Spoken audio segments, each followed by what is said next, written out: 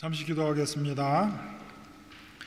이 시간 진리의 성령께서 찾아오시어 우리의 심령을 지혜롭게 하여 주옵소서. 말하는 자의 입술을 지혜롭게 하시고 듣는 자의 귀 또한 지혜롭게 하여 주옵소서. 예수님의 이름으로 기도합니다. 아멘. 오늘은 천국복음이라는 제목으로 말씀을 나누어 보겠습니다. 예수님께서는 회개하라 천국이 가까웠다 선포하시며 드디어 공생애를 시작하십니다. 예수님께서는 하나님의 아들로 이 땅에 나셨으나 먼저 외지고 작은 나사렛에서 자라나시고 몫으로 노동하시며 30년을 살아 우리 인생들이 겪는 모든 문제를 친히 경험하셨습니다. 그리고 구원의 문을 여시기 위해 비로소 대중 앞에 세상 가운데에 나오시어 가르치시기를 시작합니다. 이를 가리켜 공적 생애, 공생애라고 표현합니다. 오늘 우리가 읽었던 본문은 단 세 절로 짧지만 한 장의 스냅 사진처럼 예수님께서 공생애 가운데에 하신 일을 그리고 있습니다. 오늘 본문 23절 말씀입니다. 예수께서 온 갈릴리에 두루 다니사 그들의 회당에서 가르치시며 천국 복음을 전파하시며 백성 중에 모든 병과 모든 악한 것을 고쳐주십니다. 예수님께서 천국 복음을 전하신 일과 백성들 가운데서 병과 약한 것을 고치신 일은 서로 별개의 일이 아니라 같은 사건이라고 할 수 있습니다. 이어지는 24절 말씀, 그 소문이 온 수리아에 퍼진지라 사람들이 모든 앓는 자 곧 각종 병에 걸려서 고통당하는 자, 귀신 들린 자, 간질하는 자, 중풍병자들을 데려오니 그들을 고치시더라. 사람이 인생 가운데서 당하는 고통, 병, 이 모든 것이 자연스러운 것이 아니라 죄의 결과다라고 이야기합니다. 천국 복음이 그래서 다만 말이 아니라 예수를 통해 이루어지고 회복될 세상의 실체가 있다. 이것을 보여주시고 확인시키는 방편으로 예수님께서는 사람들이 겪는 모든 질병을 고쳐주셨습니다. 그래서 25절 갈릴리 데가볼리와 예루살렘과 유대와 요단강 강 건너편에 수많은 무리가 따르게 되었다라고 전하고 있습니다. 이것을 보고 예수님께서 산에 오르시고 산 아래 무리를 향해 가르치시게 되는데 이것이 천국 복음, 장차 우리가 마태복음 5장에서 7장에서 살펴볼 산상수훈이 될 것입니다. 그러나 당시 사람들은 천국 복음의 내용이고 실체가 되시는 예수님보다는 예수님으로 인해 결과된 병이 낫고 약한 것이 고쳐지는 현상에만 집중하곤 했습니다. 마태복음은 천국 복음을 강조하지만 단연 사람들의 관심 그리고 우리의 관심은 당장의 어려움을 해결하는 것이었습니다. 어려움을 겪고 있는 사람들, 오늘 예수님께서 만난 사람들이 누구냐? 모든 앓는 자, 곧 각종 병에 걸려서 고통당하는 자, 귀신 들린 자, 간질하는 자, 중풍병자들이었습니다. 그런데 예수님께서 고치신 이들 가운데에 귀신 들린 자도 있었는데 여러분은 이 귀신의 존재를 어떻게 생각하십니까? 귀신의 존재를 믿는 분들도 있고 귀신이란 없다라고 생각하시는 분들도 있을 것입니다. 그러니까 WHO 국제보건기구에서는 이른바 빙의 현상을 인정합니다. 그렇다고 해서 귀신의 존재를 인정한다라는 말은 아니고 소위 귀신 들림이라고 말하는 빙의 현상을 보이는 환자들은 일반적인 정신과 치료와는 다른 환자군으로 보아야 한다라는 견해입니다. 지금이야 믿는 사람들도 있고 믿지 않는 사람들도 있겠지만 예수님 당시 1세기 사람들은 귀신의 존재를 믿었고 오늘 본문이 기록하듯이 예수님과 제자들에게 귀신을 쫓아내는 일은 중요한 사역의 방편이기도 했습니다. 그래서 신약 성경에는 실제로 귀신을 쫓아내는 이야기가 많이 나오고 있습니다. 적어도 우리 기독교인들, 영적인 세계를 아는 사람들이고 인간이 영적인 존재라는 것을 인정합니다. 그런데 영적인 영역이 검증이 되고 확인되는 부분이 아니다 보니 우리 신자들도 쉽게 오해하는 부분이 있습니다. 우리가 드리는 기도 가운데에 드물지 않게 악한 마귀에 틈타지 않게 하소서, 내지는 악한 영의 유혹을 이겨내게 하소서라는 기도를 하곤 합니다. 우리를 괴롭히는 그런 영적이고 악한 존재가 있을까라고 의문을 제기하면 예수님도 공생애 전에 마귀에게 시험을 받지 않으셨습니까? 라고 하실런지 모르겠습니다. 그러나 야고보서 1장 13절 말씀입니다.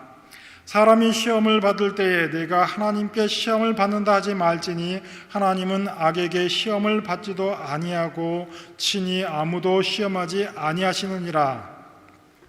하나님은 아무도 시험하지 않고 시험도 받지 않으신다. 그러면 예수께서 받으신 시험은 무엇이냐? 할 때 우리가 놓치지 말아야 할 점이 있습니다. 예수께서 당신의 공생에 앞서 광야로 나가신 것은 성령 하나님의 인도하심 가운데에 메시아 구원자로서의 하실 일이 무엇인지를 확인해 주시기 위해서 나가신 것입니다. 그럼에도 불구하고 마귀가 하나님을 시험한 것은 사실 아닙니까? 라고 물어볼 수 있습니다. 마태복음 4장 3절 첫 번째 시험 장면을 보면 마귀의 실체가 무엇인지 설명하는 단서가 나오는데, 시험하는 자가 예수께 나와라고 되어 있습니다. 이것은 장차 공생애 내내 예수님을 시험했던 바리새인의 등장을 암시하는 표현입니다. 바꾸어 말하자면 예수님을 시험했던 자는 뿔 달린 마귀가 다가 아니라 바로 우리가 될 수 있다, 내가 마귀가 될 수 있다라는 말입니다. 그래서 이어지는 야고보서 1장 14절 15절 말씀입니다. 오직 각 사람이 시험을 받는 것은 자기 욕심에 끌려 미혹됨이니 욕심이 잉태한 즉 죄를 낳고 죄가 장성한 즉 사망을 낳으니라. 마귀가 우리를 어찌하는 것이 아니다. 마귀가 어찌 하나님의 백성인 우리에게 손을 댈 수 있겠습니까? 주의 성령께서 우리와 함께 하시는데 우리를 넘어뜨리는 것은 내 욕심일 뿐입니다. 그렇다고 해서 영적인 전쟁, 영적인 싸움이 없다라는 말이 아니라, 마귀는 우리를 공격하는 존재가 아니라 내가 가지고 있는 그 욕심을 이용해서 넘어뜨린다. 많은 경우 우리의 시험이 드는 경우는 젤버슐트가 된다라는 말입니다. 귀신의 존재를 믿는 분도 있고 그렇지 않는 분들도 있을 것입니다. 귀신이 있다고 치자. 그래서 그 귀신이 내게 무엇을 할 수 있는 존재가 아니다라는 말입니다. 그런데도 우리 한국 기독교 신자들은 무속의 영향에서 완전히 자유로울 수 없는 까닭에 하게 되는 오해가 있습니다.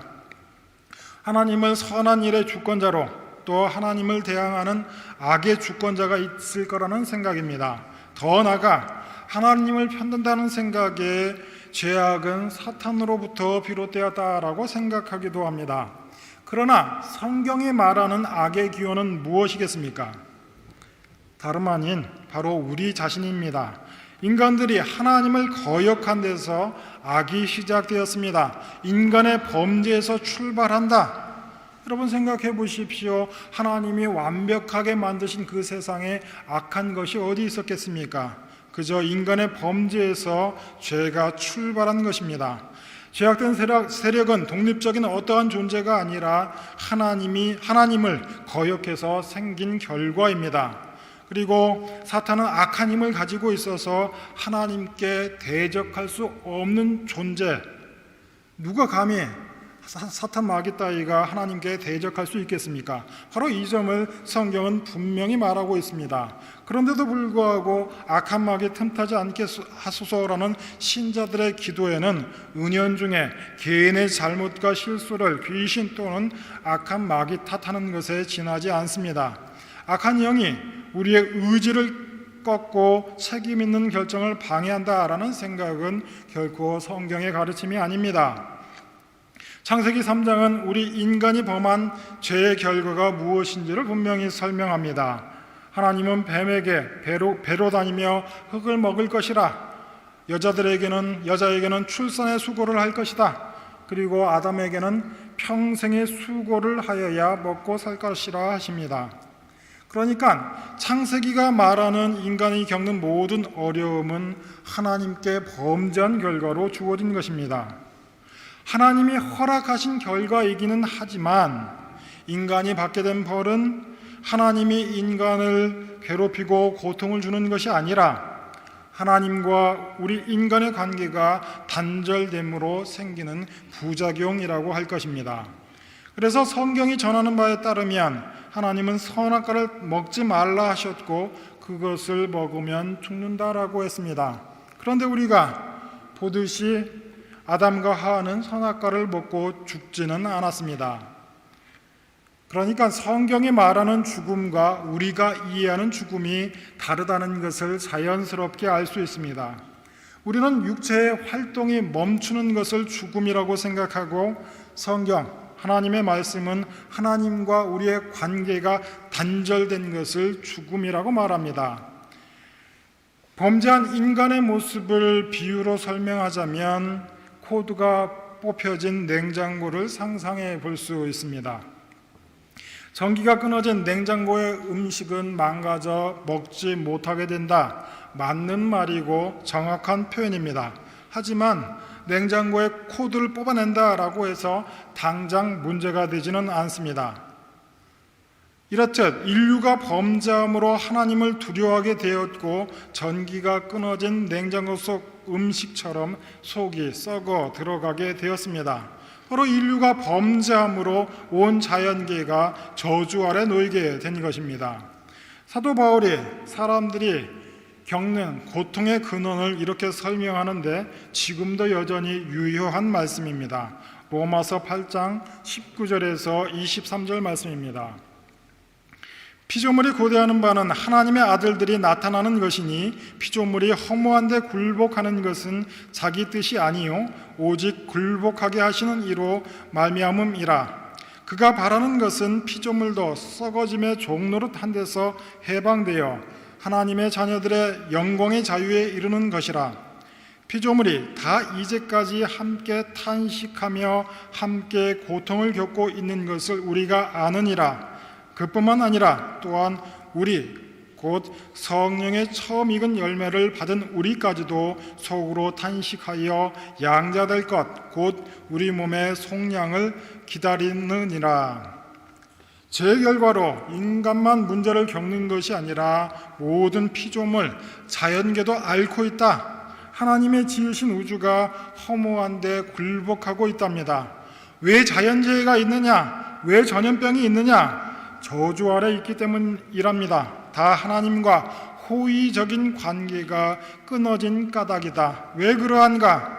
하나님의 형상으로 지음받은 우리가 하나님께 범죄하여 그 관계가 단절됨으로 인간이 살도록 만들어진 이 세상도 저주 아래 갇혔기 때문이라고 이야기합니다. 우리가 크고 작은 어려움에서 자유롭지 못하고 고난 가운데에 있는 이유가 무엇이라고 이야기합니까? 우리가 죄 아래 있기 때문이지 사탄이 우리를 하나님의 손에 빼앗아 괴롭히는 까닭이 아니라고 분명히 말합니다. 악한 세력은 우리 안에 있는 의지와 의식을 장악하는 권세를 부여받지 못했습니다. 하나님께서는 악한 영이 우리를 사로잡는 일을 허락하지 않으십니다. 그런데도 악한 영의 권한을 오해할 때에 어떠한 문제가 생기느냐?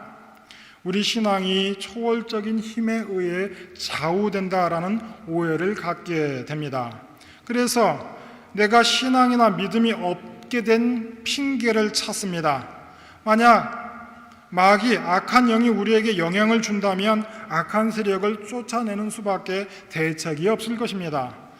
더 나아가 성령 충만이라는 말도 우리는 오해하게 될 것입니다. 성령 충만해져서 주의 성령이 우리를 강건하시면 신앙생활을 그저 자동적으로 잘할 수 있을 것이라고 생각합니다. 그리하여 신자의 삶에 있어서 마땅한 책임을 회피한 채 성령의 충만만을 구하게 되는 겁니다. 만약 하나님께서 성령으로 당신의 백성들을 그렇게 사용하신다면 예수께서 천국 복음을 전하기에 앞서 제자들을 부르시고 3년 공생의 기간 동안 그들을 훈련시킬 이유도 없으셨을 것입니다.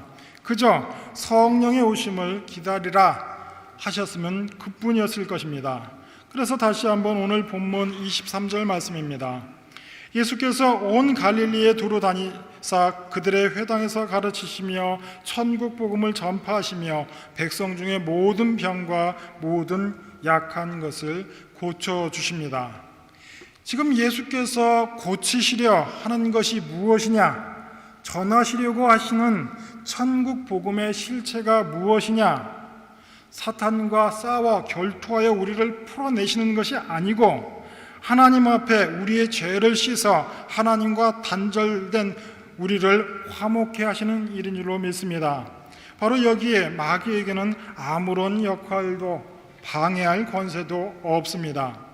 그래서 우리가 지난 3주간 살펴보았던 예수께서 받으신 시험 장문의 교훈이 무엇인지를 다시 한번 상기시켜 드립니다. 예수께서 사탄의 시험, 유혹을 극복하셨다라는 것은 교훈이 아닙니다.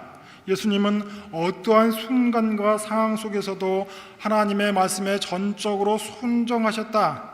어떠한 상태에서 순종하셨느냐? 우리와 같이 육신의 연약함 가운데에 계셨지만 말씀의 헌신함으로 하나님을 높이고 찬양하는 일에 성공하셨다가 복음서가 전하는 예수 시험 장면의 본질적인 의미입니다. 예수님은 이 땅에 십자가를 지러 오셨습니다.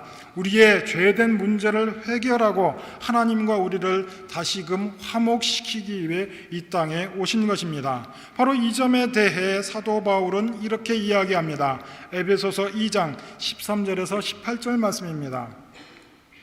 이제는 전에 멀리 있던 너희가 그리스도 예수 안에서 그리스도의 피로 가까워졌느니라.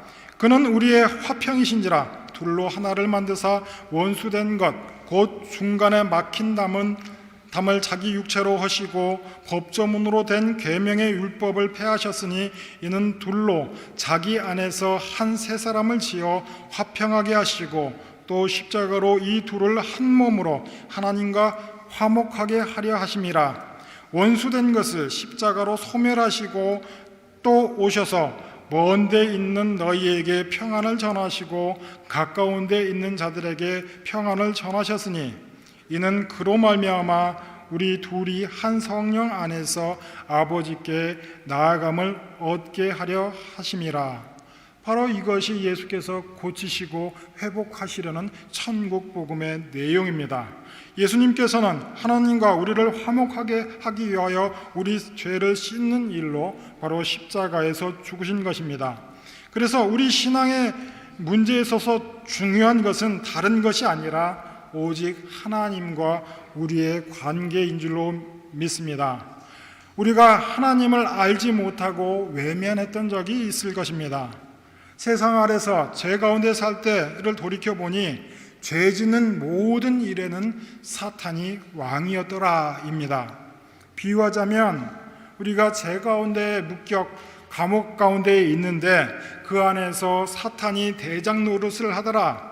그런데 그 사탄의 정체를 가만히 보니 그 사탄은 간수도 아니고 교도소 소장도 아니고 감방 안에 갇힌 자들 가운데에 가장 큰 죄를 지어 나갈 소망이 없는 자 정도였다라는 겁니다. 그 아무런 소망 없는 존재가 마치 그 교도소를 다스리는 왕처럼 행세하더라. 바로 그것이 지금의 세상입니다. 그런데 예수께서 오셔서 하신 일은 우리를 교도소와 같은 세상에서 꺼내어 자유민을 만들어 놓으신 것입니다. 바로 이러한 사실에 대해 히브리서 2장 14절에서 16절 말씀입니다. 자녀들은 혈과 육에 속하였음에 그도 또한 같은 모양으로 혈과 육을 함께 지니심은 죽음을 통하여 죽음의 세력을 잡은 자 곧 마귀를 멸하시며 또 죽기를 무서워함으로 한평생 매어 종노릇하는 모든 자들을 놓아주려 하심이니 이는 확실히 천사들을 붙들어 주려 하심이 아니요 오직 아브라함의 자손을 붙들어 주려 하심이라. 예수님께서 오셔서 죽음을 통하여 죽음의 세력을 잡은 자 곧 마귀를 없애셨다라고 하십니다. 완전히 무력화시키셨다. 예수께서 감옥 같은 세상 속에 있는 우리를 찾아와 우리의 죄 문제를 해결하시고 세상 권세 아래 꺼내어 당신의 백성을 삼으신 줄로 믿습니다. 그러니 이제 사탄은 우리에게 아무런 영향력을 행사할 수 없다. 그래서 사탄이 공격하는 것은 우리 자신이 아니라 우리의 욕심만을 공격하는 줄 압니다. 우리와 하나님 사이를 가로막고 있던 죄의 문제를 우리 주님께서 해결하셨다. 그러니 앞서 말씀드린 대로 사탄 마귀는 그가 있는 감옥 안에서 책임자도 간수도 아닌 처지이고 죄수 중에 가장 나쁜 자에 지나지 않는다라고 하는 사실입니다. 그래서 우리가 아직도 악한 영에 대한 두려움이 있다면 그것은 우리가 현실을 살아가며 만날 일이 없는 감옥에 갇힌 흉악 범죄인을 무서워하는 것과 다르지 않다라고 하는 것입니다. 예수께서 우리를 죄에서 꺼내어 어디로 옮기셨느냐? 로마서 8장 1절에서 2절 말씀입니다. 그러므로 이제 그리스도 예수 안에 있는 자에게는 결코 정죄함이 없나니 이는 그리스도 예수 안에 있는 생명의 성령의 법이 죄와 사망에서 너를 해방하였음이라. 바로 죄에서 해방된 사람의 이 위치가 바로 예수 안이랍니다. 그래서 우리 신앙의 문제에 있어서 분명히 알아야 할 것은 우리의 신앙은 결코 주술적인 영역이 아니라고 하는 것입니다. 그런데도 불구하고 타락한 인간의 보편적인 종교심은 하나님을 인격으로 생각하지 못하고 다만 그 어떤 초월적인 능력으로 생각하는 까닭에 소원하는 주문을 외워 소원을 이루듯이 악한 영에 사로잡히면 그것을 쫓아내기까지는 속수무책이라는 오해를 하곤 합니다. 그래서 귀신에 들렸다, 기도해서 쫓아내자라는 발상이 초래하는 신앙적인 문제가 있습니다. 은연중에 우리는 기독교 신앙도 성령께서 오셔서 충만할 때 내가 항상 옳은 선택만 하고 그릇되고 나쁜 일은 생각나지도 않게 될 것이라고 하는 오해입니다. 하지만 성경은 이런 것을 신앙이라고 하지 않습니다. 그래서 주님께서 우리에게 가르쳐 주신 기도의 한 대목이 이렇게 시작합니다. 우리를 시험에 들게 마옵시고 다만 악에서 구하옵소서. 두 문장으로 되어 있지만 시험의 결과가 악에 빠지는 까닭에 하나로 묶어 생각할 수 있습니다. 우리를 시험에 들게 마옵시고 라고 하면 외적인 존재가 우리를 시험하는 것처럼 오해할 수 있습니다. 정확히 번역하자면 우리를 유혹에 들게 마옵시고, 사탄이 분명 내 욕심, 내가 하고자 하는 그 어떤 욕망을 건드릴 터인데 우리의 욕심, 내 욕심으로 죄 짓는 일 없게 도와달라라는 기도입니다. 우리가 이것을 해낼 수 있는 이유는 바로 성령께서 우리 가운데에 계시기 때문인 줄로 믿습니다. 물론 우리가 성령 가운데 살아도 우리는 평생 유혹 가운데 살 수밖에 없습니다. 그런데도 불구하고 유혹을 뿌리치고 충성스러운 신앙으로 하나님 편에 설 수 있습니다. 왜냐? 성령 하나님께서 우리를 주관하고 계시는 까닭입니다. 그래서 우리 신자들은 우리 주님만이 찬양을 받으실 분이라고 고백하고 오직 주님만이 인도자요 공급자요 보호자가 되신다는 믿음으로 살아갑니다. 그러니 믿음 생활, 기독교 신앙은 하나님의 말씀 위에서 바르게 판단하고 분별하는 것이 1%이고 그 나머지는 주님께서 우리의 인도자요 공급자요 보호자가 되신다는 믿음과 성령의 능력에 기대어 버티고 인내하는 것이 나머지 99%인 줄로 믿습니다. 그래서 신앙, 우리 신자된 믿음에는 개인의 책임과 선택이 뒤따르는 것입니다.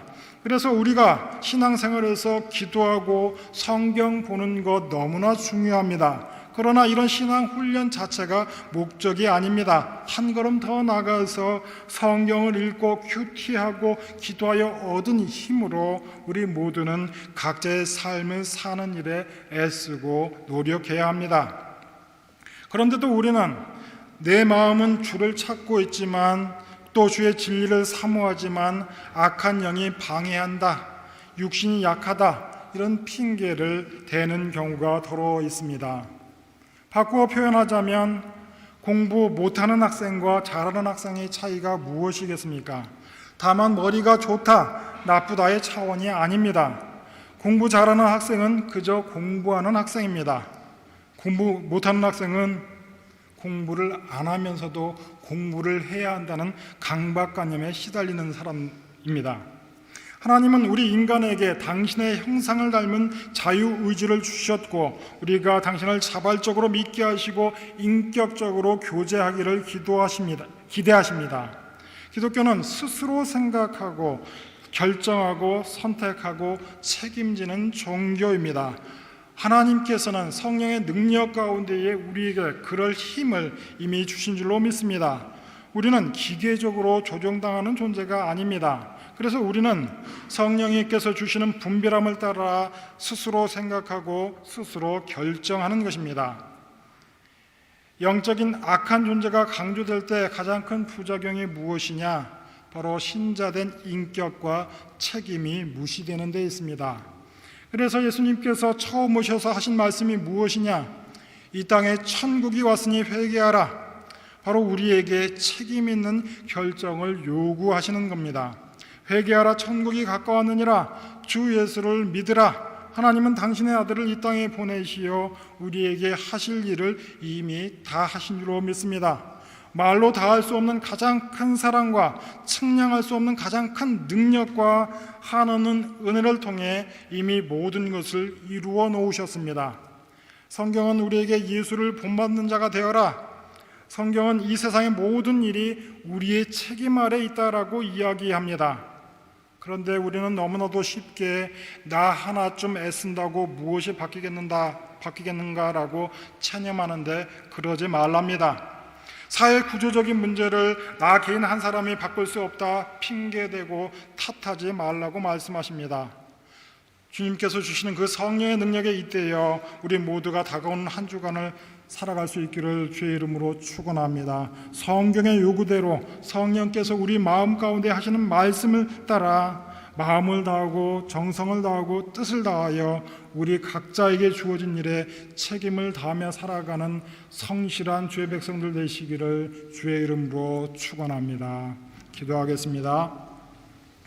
하나님 아버지의 크신 은혜에 감사합니다. 죄 많은 세상 가운데에 먼저 우리를 빛의 자녀로 불러 살게 하시니 감사합니다. 세상 가운데에 넘어지고 포기하는 신자가 아니라 항상 다시 일어나 신자된 책임을 다하는 당신의 사랑받는 자녀요 백성들 다 되게 하여 주옵소서. 예수님의 이름으로 기도합니다. 아멘.